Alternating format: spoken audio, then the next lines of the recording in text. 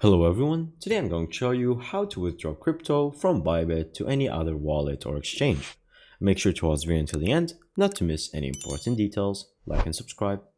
Simply all you have to do is open your Bybit application, and then from here you're going to go down until you see the assets on the bottom right.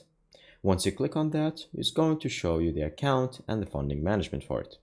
Click on the funding button, and then from here it's going to show you a list of all the cryptocurrencies that you will have.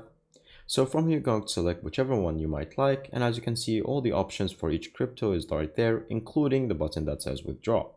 So if I would like to withdraw some Bitcoin, then all I have to do is click on it, and then from here it's going to show me this list, where it's going to show me the balance, and then once I click on withdraw on the bottom, it's going to show me the list where it's going to add information.